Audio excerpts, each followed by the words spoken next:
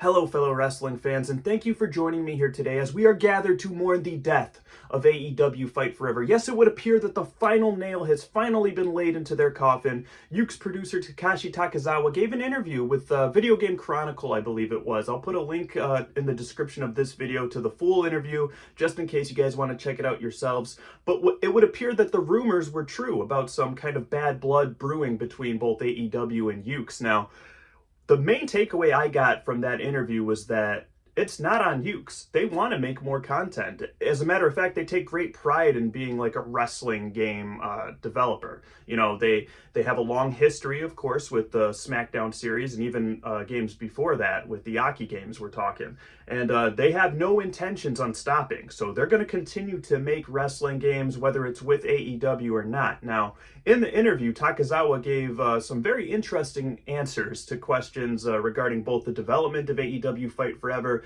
as well as plans for future DLC, upcoming patches, or even a sequel. Spoiler alert, the answer was no. Nothing's coming for any of those. And, you know, the proof was kind of in the pudding. There hasn't been an update since June or July, I think, was the Switchblade Jay White DLC, right? But some interesting answers that Takizawa gave were to questions like, well, what's the status of Fight Forever? Which he replied, and I'm paraphrasing here, of course. Check out the full interview if you guys want the detailed answers.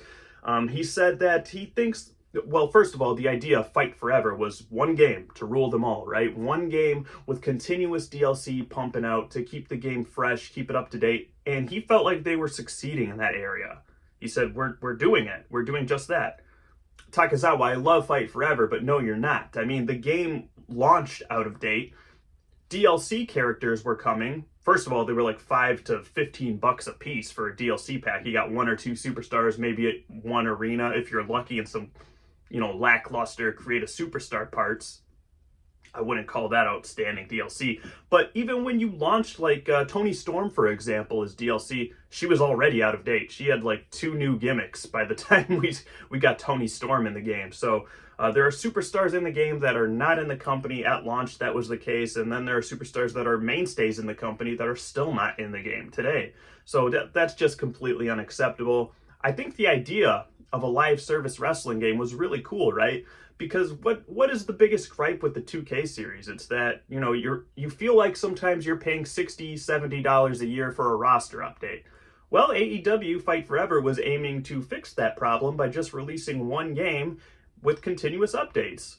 The execution was just flawed, but the idea, I think, is still a good idea. And as it turns out, we really do have Kenny Omega to thank for that. This was his brainchild, right?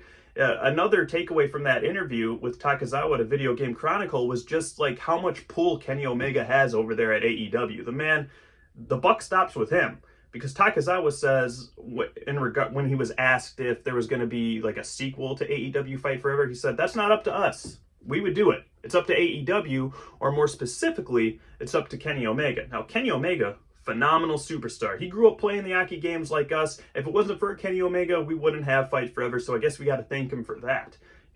In particular, he had some ideas, some of his ideas that were pitched that were implemented into the game were the Road to Elite, like making your rounds around the country, visiting different sites, trying different dishes from various locations, like those RPG kind of elements, taking different photos, sightseeing. That was all Kenny Omega. He really wanted to capture the life of a traveling pro wrestler. So that was cool, I guess, but you know, that stuff's all secondary. Kenny Omega, for as good of an in-ring superstar as he is, he's not a video game programmer. To my knowledge, he doesn't have any experience coding or anything. So to have this guy at the helm, to give him so much power over what gets done, what gets put in the game, what gets taken out, I mean, that's just kind of silly to me. So we'll see what the future has, but I think it was very telling that the producer, Takashi Takizawa, was just so brutally honest about the intentions of both AEW and Yuke's. If they wanted more DLC and more patches, I think we would have gotten them by now. So I think AEW Fight Forever is officially dead in terms of it's no longer going to get support. It's supposed to be a live service game. No more live service is going to be happening. Now, what do I think is going to happen in the future? A lot of people think that a new company is going to purchase the rights to AEW so that they can continue pumping out games, probably on an annual basis, following the mold of 2K. But which publisher? I see a lot of names getting thrown around. A lot of people are saying EA should buy the rights to AEW, and I'm here to tell you guys, as a longtime Madden player, longtime FIFA player, you do not want that to happen, okay? Sure, EA has the budget to implement some of the ideas that Fight Forever had and make them, high profile, like actually execute them well because they have the means to do so. Only problem is EA is EA. They're not going to do that. You think my faction is bad in 2K? Let me tell you something. If EA gets the rights to Fight Forever, it'll be a live service game, all right, but you're going to be paying every single step of the way. You're going to be begging for those $12 DLC packs with just 1 or 2 superstars. There'll be an ultimate team, ultimate faction, whatever you want to call it, microtransaction shoved down your throat. You think it's bad when you boot up 2K and you get greeted by that My Faction screen and you scroll through the little news bulletin and all you see is My Faction news? 10 times worse with EA, okay? EA is one of the worst case scenarios for AEW, okay? Look at what they've done with UFC. UFC 5 launched in just like a broken state, and the game still is not very good, which is just a tragedy. When you look back at like the past UFC games in comparison, especially from the THQ era, much better game, okay? There's a reason why people are still playing those games. There's actually like complete Reddit communities built around those games, but I digress. Who else could possibly take over for AEW though? The way I see it, Ukes is just, they're the best possible option. They have the most experience in the field. They've been doing it for the longest period of time. And I think AEW Fight Forever was actually a good game, like all things considered. Sure, it didn't live up to some promises it made, right? I mean, we can all agree to that. I'm not blind to that fact. But the gameplay was there. In a game, if you nail the gameplay in a video game, I think a lot of things can be forgiven.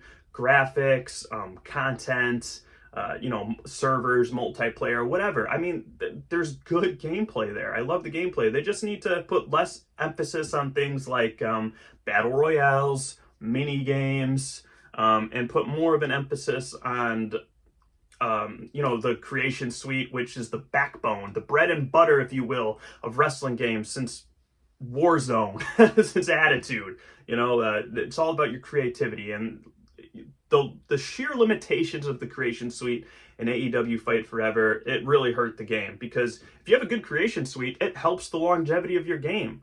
If things are not up to par with your roster, then you give the player control to be able to fill in the gaps themselves, especially with community creations. We're able to see that with the 2K series. So I think that's a big miss from AEW Fight Forever, and something that needs to be put in the game going forward.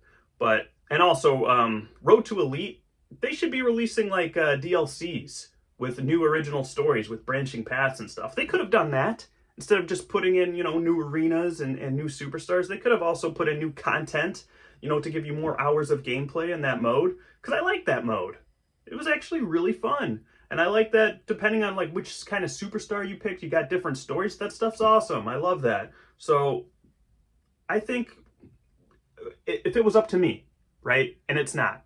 And maybe some of you are watching this video and saying, thank God it's not up to me, because I don't see eye to eye with many of you, and that's okay, because that's the beautiful thing about wrestling games. Right now, there's something for everybody. But if it was up to me, I would run it back, Ukes and AEW. Let's make a sequel. Let's take our time with development, okay? Because this game feels kind of rushed, and I think if you believe all the news articles that came out, it was rushed. Let's take our time, let it cook, make a product that we're happy with. Let's run it back. Let's build on this good foundation, and let's do it right this time, okay? I think that there's still a lot of money to be made with Ukes and Fight Forever. I think they were so close to making one of the greatest games, wrestling games of this generation. And they just scratched the surface of what they're capable of doing. We got our base game, let's build on it, and let's make this live service wrestling game the way that we intended to make it. Right? I think that's possible. Am I wrong? Tell me I'm wrong in the comments if you disagree. But that's all I wanted to talk about here today, guys. AEW Fight Forever, as it stands currently, is dead. Will we get a sequel? Probably not, but there's always hope. And I'm optimistic for the future of AEW games. I don't think, regardless, that you've seen the end of an AEW game franchise or the end of Ukes in the wrestling video game world. You're going to see both of these titans. Again, the only question is, are they going to be together or are they going to be doing their own separate things? I guess we'll see. But thanks for watching, guys. Do all the YouTube stuff for me, please, and I'll catch you next time. Take care.